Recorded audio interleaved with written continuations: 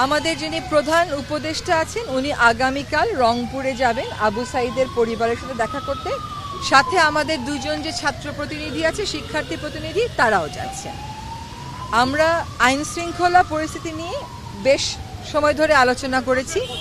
আইন শৃঙ্খলা পরিস্থিতিটা যত দ্রুত সময়ের মধ্যে সম্ভব কিভাবে নিয়ন্ত্রণে আনা যায় সেটা নিয়ে আলাপ আলোচনা চলছে। এটা বুঝতে হবে যে আজকেই সমস্যার সমাধান হবে না, কিন্তু সমস্যার সমাধান যত দ্রুত করা যায় সেই আলাপ আলোচনা হয়েছে এবং সেখানে আপনারা দেখেছেন যে আইজিপি মহোদয় পরবর্তীতে এসে যোগ দিয়েছেন। আজকে আবার স্বরাষ্ট্রমন্ত্রী মহোদয় আইজিপি মহোদয়ের সাথে আবার বসে বিস্তারিত কথা বলবেন। কিছু কিছু জায়গায় ধর্মীয় সংখ্যালঘু এবং আদিবাসী জনগোষ্ঠীর উপর আক্রমণ হচ্ছে। স্থানীয় জনগোষ্ঠীকে সাথে নিয়ে আদিবাসী জনগোষ্ঠীকে প্রতিনিধিত্ব করে বা ধর্মীয় সংখ্যালঘু জনগোষ্ঠীকে প্রতিনিধিত্ব করে এমন সংস্থাগুলোর সাথে মিলে আপাতত একটা রক্ষা বলয় সৃষ্টি করার জন্য চেষ্টা করা হবে। এইটা নিয়েও আজকে আইজিপি মহোদয়ের সাথে আমাদের কথা হয়েছে। তারপরে বিচার বিভাগে আপনারা জানেন যে উচ্চ আদালতে আমাদের বিচার কার্য বন্ধ আছে। আইন উপদেষ্টাকে দায়িত্ব দেওয়া হয়েছে, তিনি সিনিয়র আইনজীবীদের সাথে কথা বলে কত দ্রুত বিচার কার্য শুরু করা যায় সেই ব্যবস্থা গ্রহণ করবেন। আরেকটা হচ্ছে যে যত শিক্ষার্থী নিহত হয়েছেন এই আন্দোলনে, এই অভ্যুত্থানে, সকলের পরিবারকে ডেকে আমাদের প্রধান উপদেষ্টা যমুনাতে একদিন বসবেন, ওনাদের সাথে কথা বলবেন। আর হচ্ছে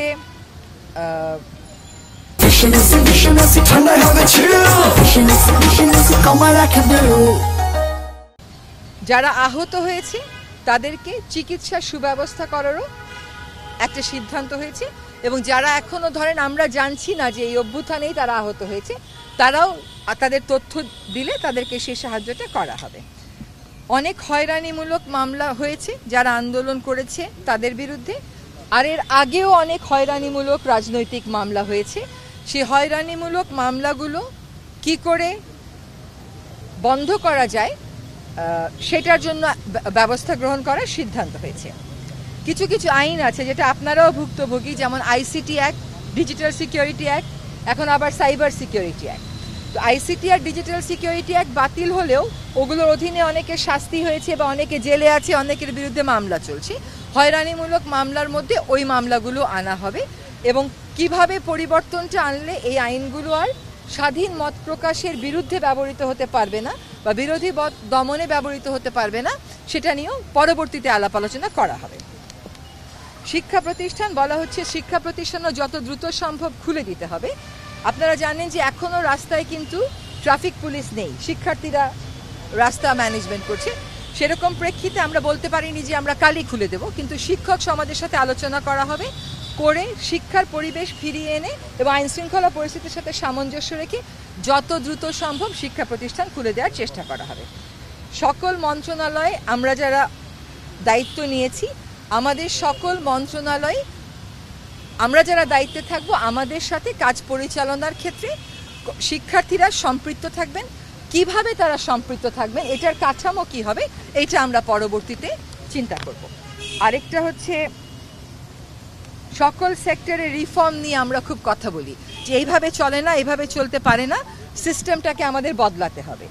সেই রিফর্মগুলো একা তো আর করা যাবে না, সমাজের সবার সাথে কথা বলতে হবে, গণমাধ্যমের সাথেও কথা বলা হবে, পেশাজীবীদের সাথে কথা বলা হবে, সকলের সাথে কথা বলে রিফর্ম এজেন্ডা একটা ঠিক করে তারপরে আমরা আলাপ আলোচনায় যাব। অর্থের ব্যাপারে কথা হয়েছে যে আর্থিক খাতগুলোকে শুধুমাত্র চালু করলেই হবে না, সক্রিয় করতে হবে এবং সেখানে নেতৃস্থানে পরিবর্তন আনবার প্রয়োজন যেগুলো আছে অনতিবিলম্বে সেই পরিবর্তন আনার চেষ্টা করা হচ্ছে। ব্যবসাকে উজ্জীবিত করার জন্য যত রকমের সুরক্ষা নেওয়া যায় সেটা আমাদেরকে আইডেন্টিফাই করে সেই সুরক্ষাগুলো নিতে হবে, যাতে ব্যবসায়ীরা যারা হতোদ্যম হয়ে পড়েছেন তাদেরকে আবার উজ্জীবিত করা যায়। জনগণের জীবন এবং জীবিকার কষ্ট লাভে বাজারের উপর যে নিয়ন্ত্রণ, অর্থর ক্ষেত্রে যে নিয়ন্ত্রণ, সেটা অগ্রাধিকার পাবে অর্থ মন্ত্রণালয় যখন তার পরিকল্পনা করবে সেখানটাতে। মোটামুটি এই হয়েছে আলোচনা এবং বিস্তারিত কর্মপরিকল্পনার জন্য তো একটু সময় লাগবে, আজকে তো আর হয়ে যাবে না। আমরা একটা ভেগ উত্তর না দিই, কিন্তু দুর্নীতির বিরুদ্ধে সিস্টেম পরিবর্তনের জন্যই তো ওরা লড়াই করেছে, কাজে দুর্নীতির বিরুদ্ধে অবশ্যই পদক্ষেপ গ্রহণ করা হবে। কিন্তু এইটা আজকে বেশিরভাগ আলোচনাটাই ছিল আমাদের আইন শৃঙ্খলা এবং অর্থ সংক্রান্ত। এটা আন্দোলনে আচ্ছা এটা ভেরি ইম্পর্টেন্ট। আন্দোলনে গণহত্যার বিচারের ব্যাপারে বলা হয়েছে যে কিভাবে বিচারটা নিশ্চিত করলে এটা স্বচ্ছ হবে এবং এই ঘটনার আর জীবনে কোনোদিন বাংলাদেশে পুনরাবৃত্তি হবে না, সেটার জন্য কোন পথে আমরা যাব, সেই পথগুলো কি, এটা নিয়ে আমরা সকলে চিন্তা করে এটার খুব এটার একটা উত্তর আপনারা সহসাই পেয়ে যাবেন। কিন্তু আমরা ওইটা নিশ্চিত করব যে প্রত্যেকটা গুলির আমরা বিচার চাইব এবং এটা যেন আর না হয়, সেই রিফর্মের জন্য ওইরকমই একটা স্বচ্ছ অন্তর্ভুক্তিমূলক বিচারের আমরা প্রত্যয় ব্যক্ত করি।